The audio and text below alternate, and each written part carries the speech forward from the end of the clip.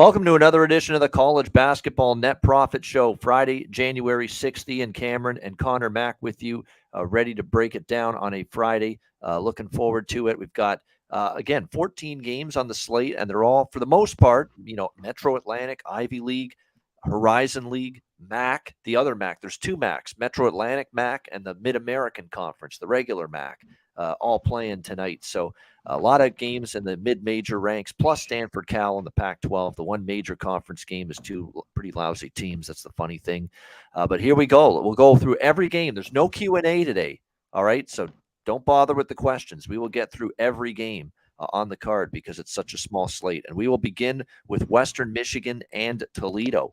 Toledo 16-point home favorites, 154 the total in this game. It's a Toledo game, Conor Mack, so obviously I'm looking over the total. The totals come down a bit because Western Michigan is not a great offensive team. They play a little bit slower.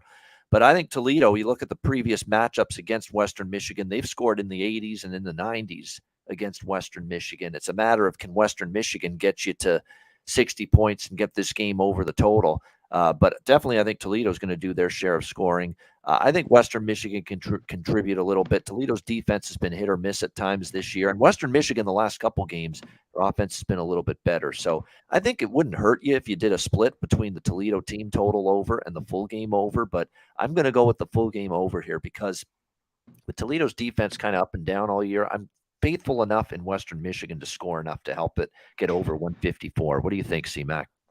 Just to touch on, you mentioned the last couple of years, this team's gotten blown out. These scores are ugly, like 92-50, 83-56. I think Western Michigan, though, is a little bit better.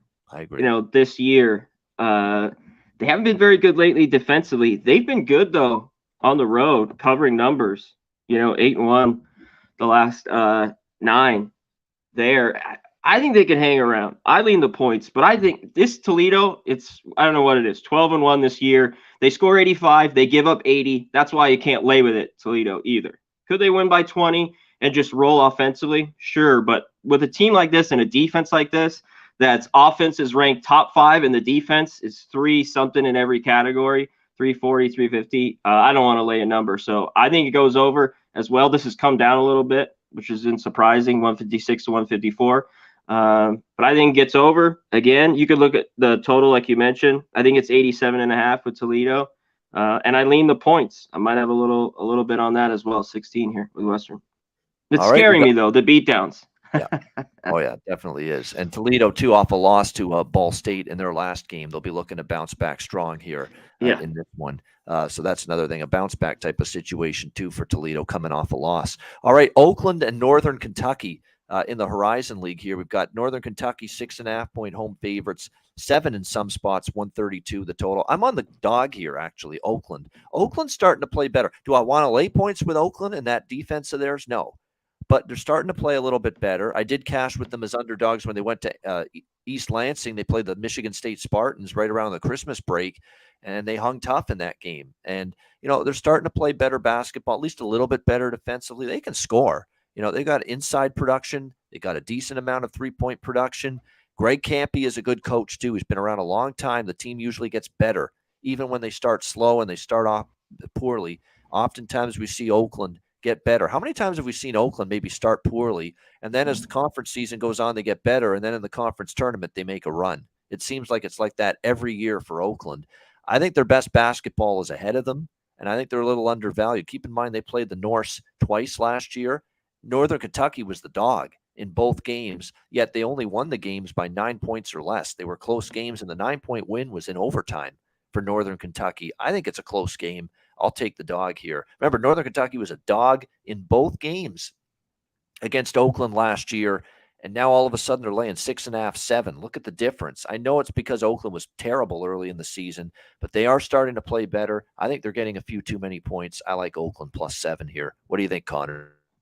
They have been playing a little bit better. 4-11 still really bad. I agree with you. My lean's here with Oakland. This game was pretty quick for me going through it. It's just a Northern Kentucky team you just don't lay points with.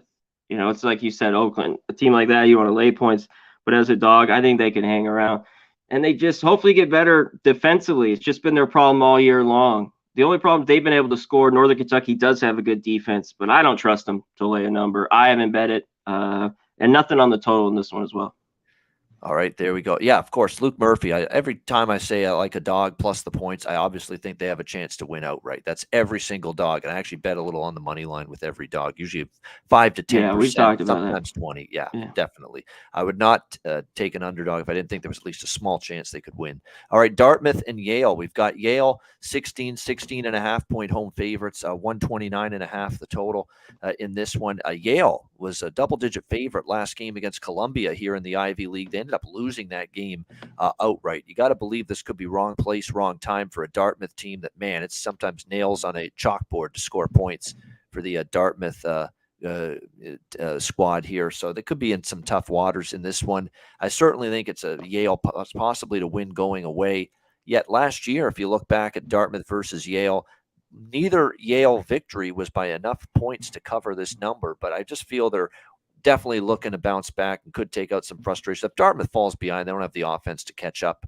Remember, this is a team that's 353 in the country in terms of offensive efficiency and a team that plays pretty fast. But again, up and down the court, if you have a bunch of empty possessions, what does it matter at the end of the day? So I think Yale is the lean for me. It's just that's a lot of points to be laying, but I definitely don't want Dartmouth here. That's for sure. It's not a game I'm going to get involved with. What do you think here, Connor?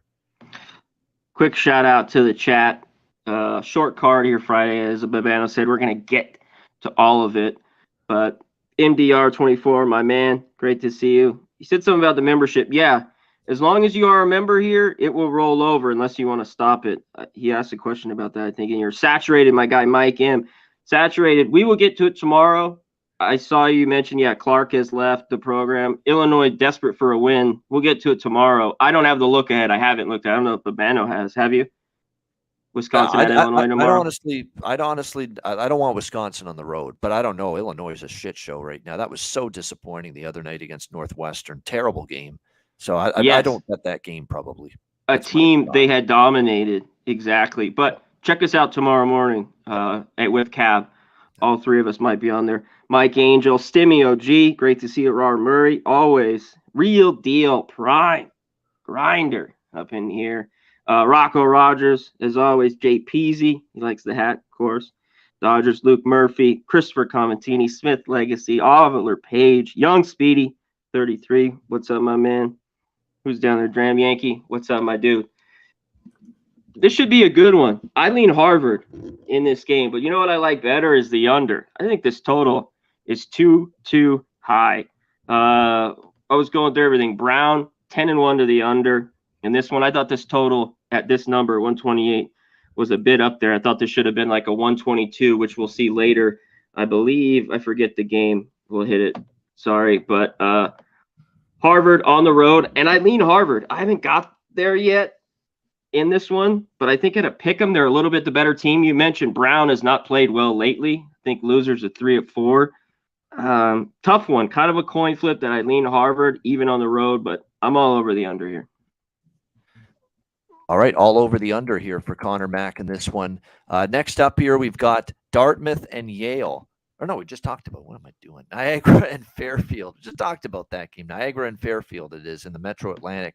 Fairfield 3.5 point home favorites, 122.5 the total in this game.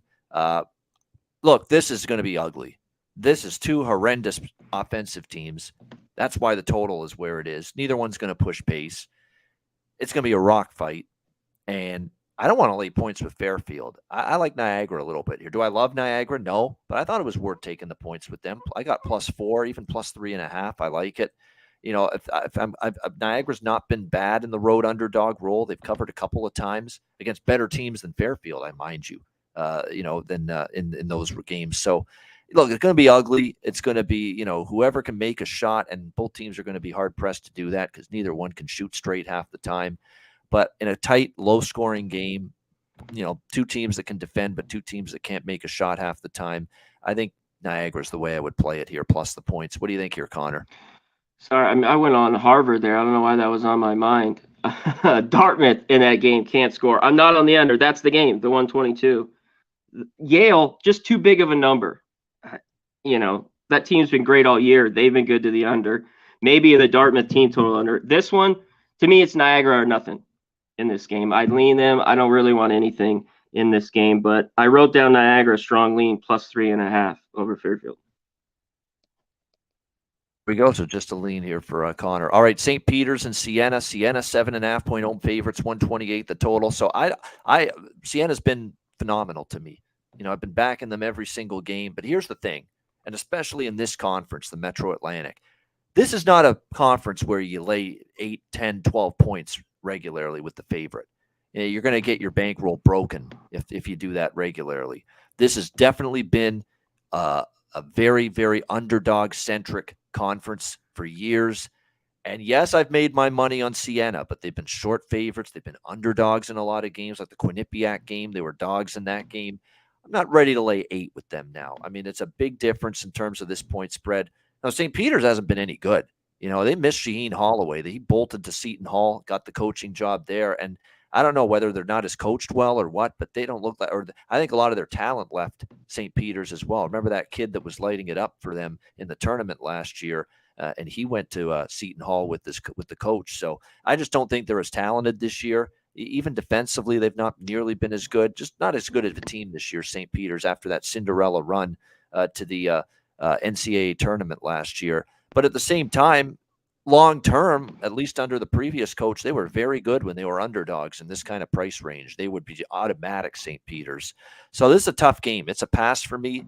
I think now we're getting to the point where Siena was gone from undervalued to maybe just a little bit overvalued for this game here, but I don't trust St. Peter's enough in this one here to take the Peacocks. So pass for me. I've made my money with Siena, but I'm not quite as comfortable laying 8 with them tonight. What do you think here, Conor? I lean Siena with the number. Total here, though, I'd be on the under, but I'm going to flip it. Just keep to St. Peter's. You could do this in a few games. It's maybe Dartmouth. Their team total, it's 60.5. This team's 344, 355 in field goal. They don't hit free throws. Well, they haven't got 60 on the road all year, right? I mean, 55. I don't see it. I see this game a little bit like Liberty. Maybe. I don't know if Siena rolls, obviously, but Liberty last night, they won, what was it, against Jacksonville? It was 72-47. I don't think they break 60. So not only I like the under, but I like St. Peter's team total under 60.5. Too high. I'll dare them to break 60 here. Yeah, definitely. They can't score. The under makes sense. Siena's got a good D, too. Yeah. I mean, they do. Solid team. Very good. Very good, underrated. I knew they'd be able to score. I didn't know they'd be this good defensively, but they have been for sure. So the total going down makes sense. All right, we've got Detroit and Wright State to the Horizon League. Wright State 5-point home favorites, 155 the total in this game. I like the dog here. I mean, a dog-heavy card in Detroit. I think Detroit is worth a look here in this one, +5. Wright State has actually lost outright the last 2 times they've been home favorites, both of them in conference play. Robert Morris. And there was another time they were big favorites at home, and they lost that game in conference play as well. So I don't think they're nearly as good as we've seen Wright State in the last couple of seasons. I think their talent levels kind of declined a little bit. Detroit starting to play a little bit better basketball in recent weeks. I like the points with them. We've seen some close games recently between the two teams, and I like this over a lot. I think we're going to see points here in this game. 4 of the last 5 head-to-head meetings have gone over. Both of these teams are wretched on the defensive end of the basketball court. And the thing with Detroit, too, that could keep them alive is they're a great three-point shooting team. Wright State, of course, three-point defending team. So that perimeter shot and that ability to make threes could really keep Detroit in this. So I like the dog. I like the over here. So what do you think here, C-Mac? A lot of stuff going because this total is high. One team, I guess, has a bad shooting night. It could stay under and some good trends, but you mentioned it. Both these teams score, and both these teams don't play any defense much at all in the 200s and 300s, every stat you roll through. I don't want to lay 5 with Wright State. I'm not itching either with Detroit on a card like this. I'm going to stay off, and I'm going to stay off the total, even though I do think it might get over. There should be points. That's just a lean to it. All right, next up here, we've got Iona and Marist back to the Metro Atlantic. Iona 12.5-point road favorites, 136.5 the total in this game. This is one of those games where you look at it and you say, Iona's just rolling. Marist is kind of sputtering, not playing great. You got to lay the 12.5, right? Not so fast. Look at the series history. Marist has covered 5 straight against Iona, 5-0 ATS, and Iona has not beaten this team by more than 8 points. It's really stunning. Iona has really had some trouble with Marist head-to-head. Now, this Iona team is very good. They could win the conference. I think talent-wise are the best team in the Metro Atlantic. Siena's right there, though. Siena will give them a battle, but Iona could absolutely win this conference, no question. They're really playing well both ends. This might be the best defensive team they've had in years. I remember years ago when Tim Kluse was the head coach, they never played any defense, Iona. Now they are. I mean, and they're really balanced now, offensively, defensively. But Marist has had that way of mucking up the game, really, really frustrating Iona, making it an ugly type of basketball game and giving themselves a chance each time they've played Iona. So, you look at the series history, you look at it, I think it's a few too many points. I'm going to take a shot here with Marist. The Red Foxes, plus 12.5. Keep in mind, Iona's 0-2 straight up in true road games. Hofstra and New Mexico, they lost both of those games outright as favorites on the road. And now they got to be trusted here as a big double-digit favorite in conference play against a team that's had had success, kind of frustrating Iona, keeping them keeping them within reach, I should say, in recent games. So, yeah, I'm going to take the points here. Marist plus 12.5. What do you think here, Connor? Yeah, I didn't bet this one either. I like Iona. I don't love the points this many on the road, like you mentioned. I'm not itching. Meredith, Brickner, all those guys, they got to shoot it well. And how good is Iona's defense? Barrar just put it in there. I guess he's on the team total there. Yeah, with Maris. That could get over for them in this one. It is a lot of points. I just didn't get it on the end, so I'm off.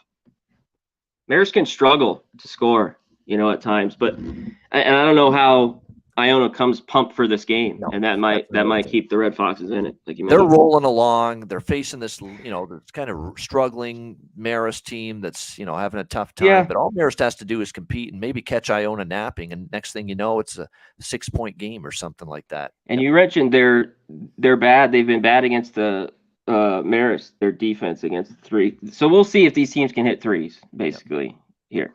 Yeah, we'll definitely see if that is something that they are capable of doing, no question. All right, next up, we've got Quinnipiac and Ryder. Ryder's on the storm. We got Ryder, 2-point home favorites here, 141.5 the total in this one. I have not had issues fading Ryder as favorites this season. A couple of times I've successfully gone against them when they've been laying points. Now, they're only laying 2 here at home, so it's basically if they win the game, they'll probably cover. But this team has had issues, obviously, with consistency. They've had issues as laying points. They've not been a good favorite, Ryder, in recent games. And Quinnipiac has dominated Ryder head-to-head. You go back a couple of years, it's been all Quinnipiac here head-to-head in this matchup between these two teams. I'm on the Bobcats here. Give me Quinny +2 in this one. I think they find a way. They've been good on the road, catching points. They're off a win. They played very well, Quinnipiac. I think in a game like this, Quinnipiac's had the matchup advantage over Ryder head-to-head recently. I think Quinnipiac, they could win this game outright, I think, but I'll take the +2 at the very least with the Bobcats. What do you think here, Connor? Yeah, what's going to kind of go in this one with Quinnipiac? They've been a little bit quicker with pace and scoring. Is this total, though, too high? Not sure, because Ryder, being at home, if they were on the road, it'd be different, but being at home, I think maybe they could slow this down. So I slightly lean under. I just didn't bet it here. And yeah, if I were on a side, I'd be on Ryder a little bit at home, but I don't even want to lay 2 with them. All right, next up, we've got another Metro Atlantic game, Canisius and Manhattan. Canisius 1-point road favorites, 141 being the total in this one. How about the fact that Canisius is winless on the road? All right, they're 0-7 straight up in road games this year.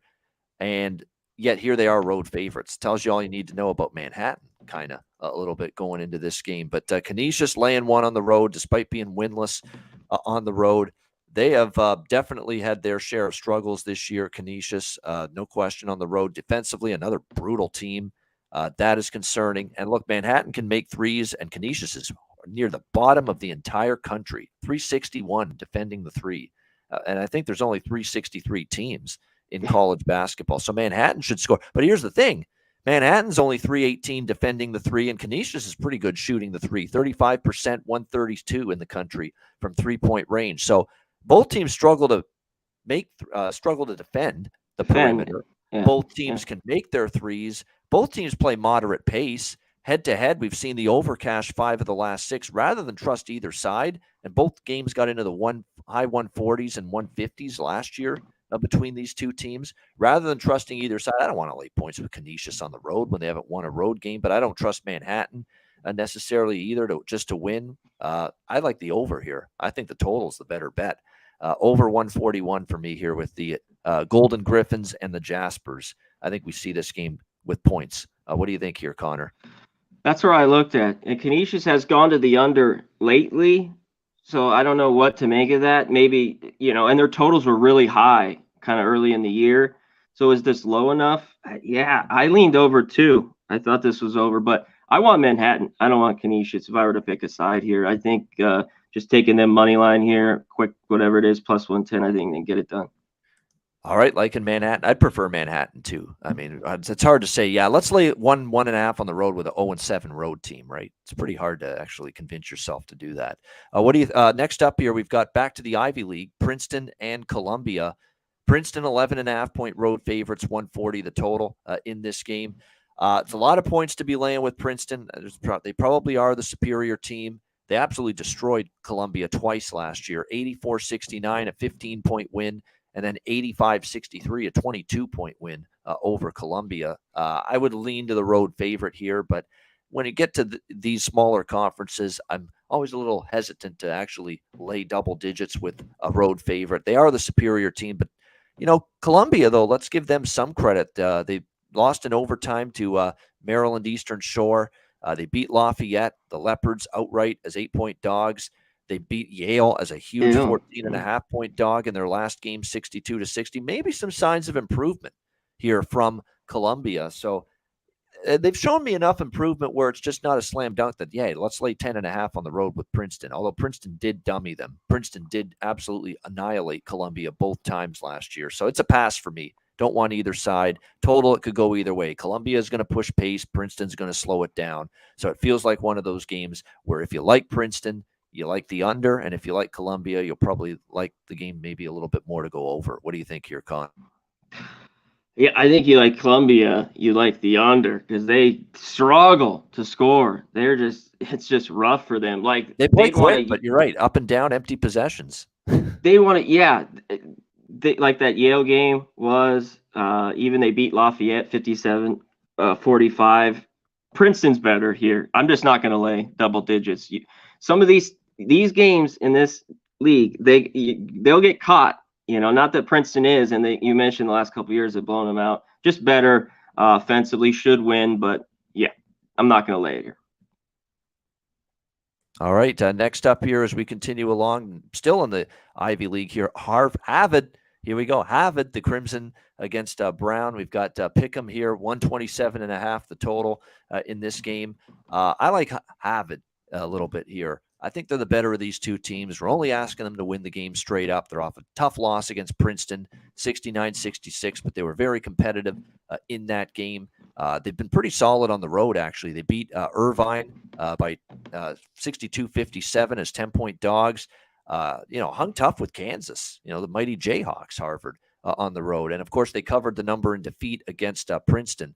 In their last game. Brown is kind of struggling. They've lost 2 in a row, lost to Penn 76-68 in their last game. They're only a 500 team at home, whereas Harvard's got a winning road record this year. Plus, I think Harvard's just a little bit better basketball team over Brown. And certainly when you look at these teams on the defensive end, there's definitely an edge to Harvard in this game.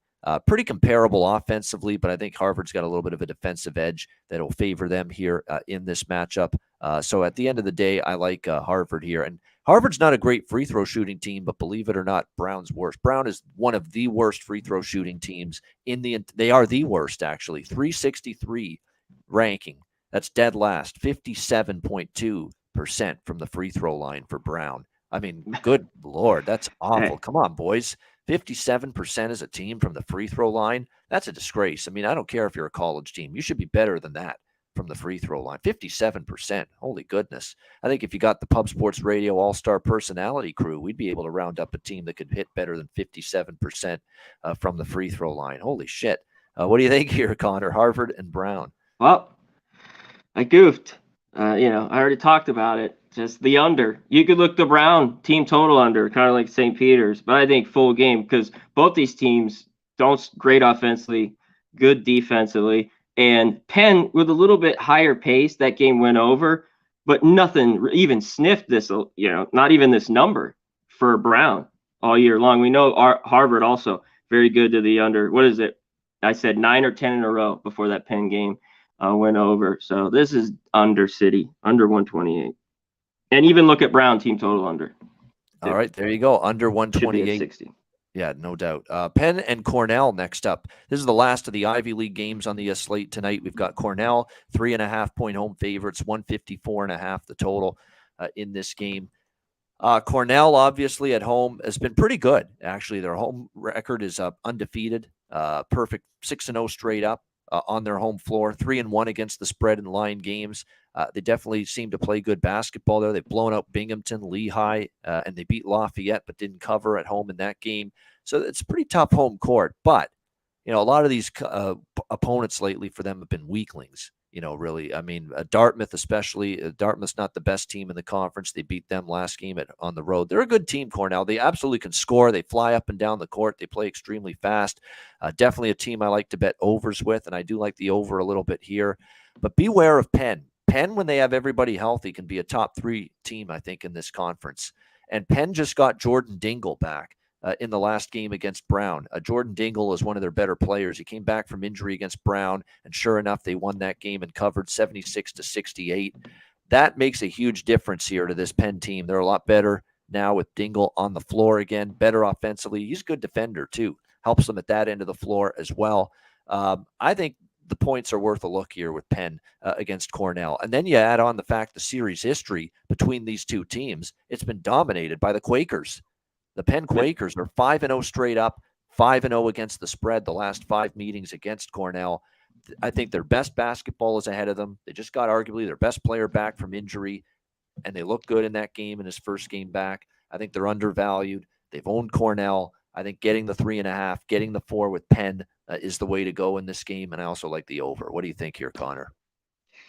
High total, but both these teams up and down, and they can score. You mentioned Dingle back. Both these teams now healthy.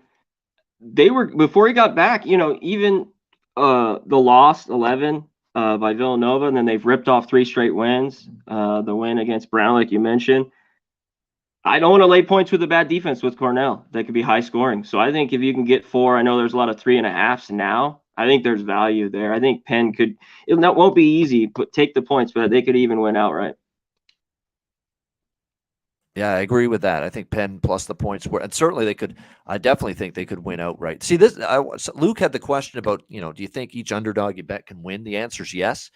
But if you compare this to, let's say, Oakland, because that's when you asked it, I have 10% of my total bet on the money line on Oakland, 90% on plus the points. In this game, it's more of a 75-25 split. I've got 75% on Penn plus 3.5 plus 4, and 25% on the money line on Penn, because I think Penn's got a better chance to win outright than Oakland, but they're also a smaller underdog as well. Yeah. So it varies game to game, the percentage between money line and points with the underdog. Definitely. Dingle balls. Dingle bells, dingle bells, dingle all the way, right? It's just coming off Christmas, right? There you go. There you go. Yeah. All right, Akron and Ball State now in the MAC. Ball State 2.5-point home favorites, 133 the total in this game. This one, I'm passing. I'm not involved in it. I actually like a lot of stuff, as you can tell here on the Friday card. This isn't one of them. Ball State's in better form. Ball State's playing really well. You beat Toledo in the last game outright as underdogs. You're playing pretty well. I think Connor Mack, you mentioned Ball State might have been live in that game against Toledo. You kind of like them. Yeah, I had them. Yeah, they've been rolling. Yeah, and they're playing well. I don't want to step in front of Ball State. They're playing their best basketball right now. No question about that. However, it looks like they've made an adjustment on Ball State, and they've downgraded Akron because Akron's been kind of all over the map. Although I will say they're playing a little bit better here the last few games, the Zips. That being said, Ball State in their best form of the season right now. I'm not necessarily looking at stepping in front of Ball State at this point in time. So it's going to end up being a pass for me with this one. Conor, what do you think? I thought Ball State all year has been pretty good. Even before that game, they went in and beat Toledo. We had the over there. I think they want a little bit of revenge. They kind of got their ass kicked last year, this Akron team.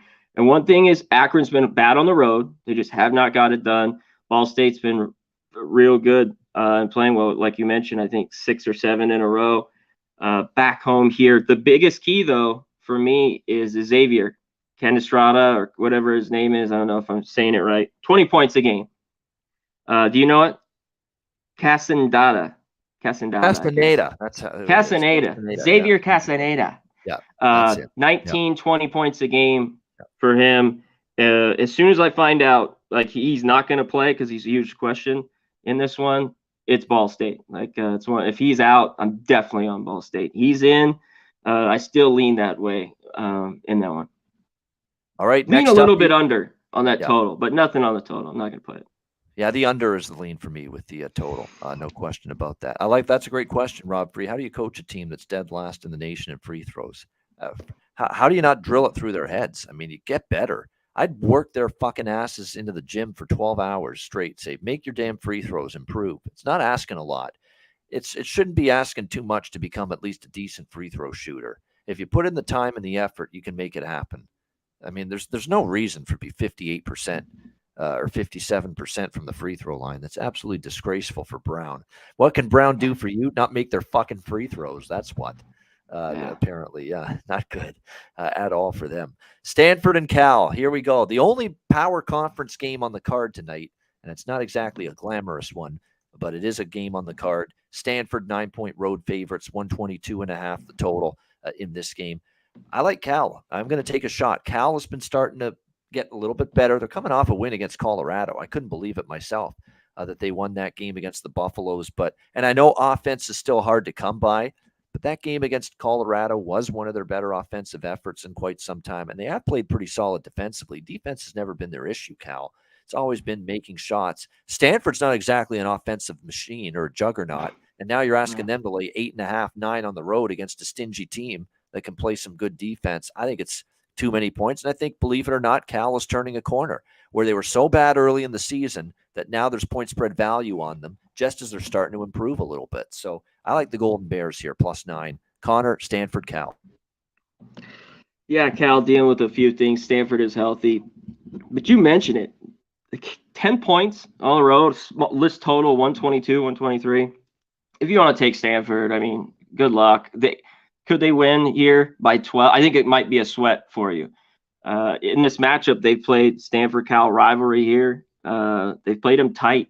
And Cal playing a little bit better after just being horrible. And I don't even know. I don't know. I'd have to go back and look if I bet them as a big dog even earlier in the year. And this one's a lean for me here at the 9. I haven't bet it, but that's where I'm looking a little bit. Right, there we go. I think they can cover tonight. I agree. Yeah, definitely. So Cal, again, plus the points. Stanford, Stanford probably the team on paper that's got the better roster, yes, but this team, I mean, away from Maples Pavilion there for Stanford, that home court, it's tough to lay this many points with them. It really is. And like I said, Cal's now starting to cover some numbers. Defense has still been solid, so that's why I'm on the Golden Bears here, plus the 9 in this one. All right, great stuff. That is the Friday slate. Thanks to everyone in the chat. Hit the like button. 135 live viewers. You know what? It's pretty cool to be doing a rare edition of this show, Conor, where we get through the whole card. There's no, which games do you like that we didn't talk about? No Q&A. None of that shit today. Right through the whole card, and now we can jump right into best bets here to wrap up the show, which we will do right after we hear from Manscaped and Southtown 101.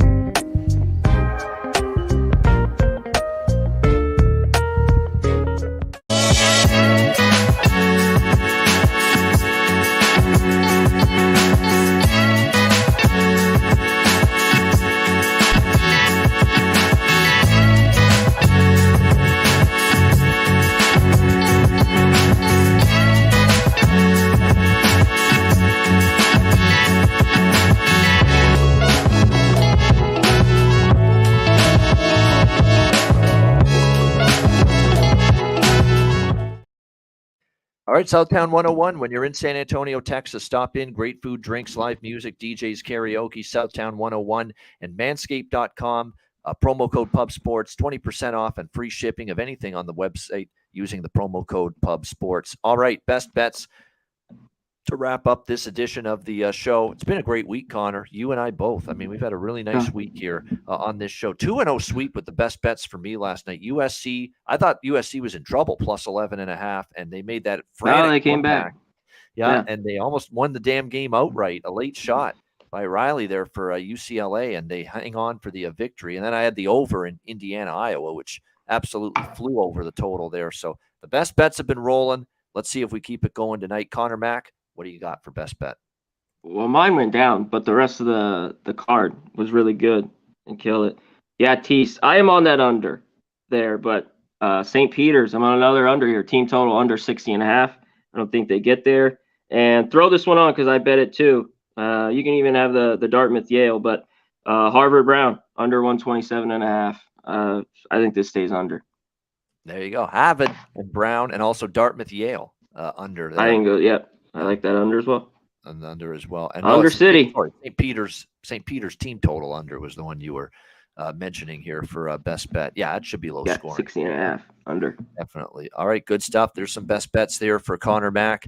I'm going to stick to just one best bet here tonight on this card. And I'm going to go to that Canisius Manhattan over 141. I like that one. Again, I think you've got two teams both teams are going to come into this game thinking, you know what, we could beat the other team. Because neither team, both teams have struggled to win games. They're both going to come. And the point is, they're both going to be aggressive, I think, at the offensive end of the basketball court. They both play above average with pace.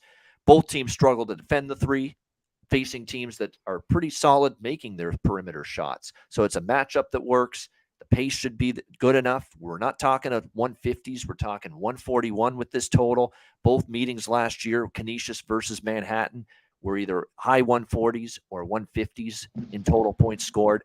That's all we need. I think we get there with it. Canisius, Manhattan, over 141. That is going to be my best bet here for this Friday,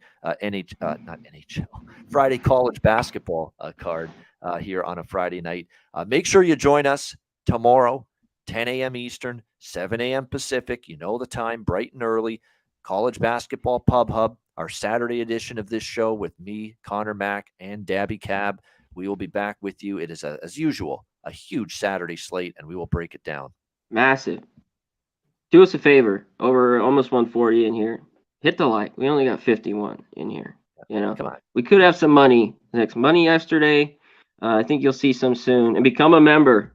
Jeff doesn't bring the giveaways around, and now nobody's showing the love. I mean, if you want another giveaway, you got to still hit the like button. Come on. That's the least you can do around here. But we appreciate everyone. Just do that. That's all I ever ask for. The memberships, too. We greatly appreciate. But hit the like button for us. Thanks for watching the show. We'll see you tomorrow morning. It's called a mouse. See this? It's called a click of the mouse. That's all it takes. Yeah. That's all it takes. It's a little click of the mouse right there to hit the like button. We appreciate it very much. No question. And Tease, good to see you, my friend. Good luck tonight and this weekend. We appreciate you as well. And everybody in the chat that's joined us. Hit the like button again on the way out. And again, tomorrow morning, be there, 10 a.m. Eastern, 7 a.m. Pacific. The huge Saturday slate will go through just a shit ton of the big games, the marquee games. We'll hit a bunch of the smaller mid-major games as well. So we will have you covered for Saturday's massive college basketball card tomorrow morning, 10 a.m. Eastern, 7 a.m. Pacific on the College Basketball Pub Hub show. For Connor Mack, I'm Ian Cameron. Have a great Friday night. Enjoy the games and good luck. We will see you tomorrow morning, College Basketball Pub Hub, right here on Pub Sports Radio.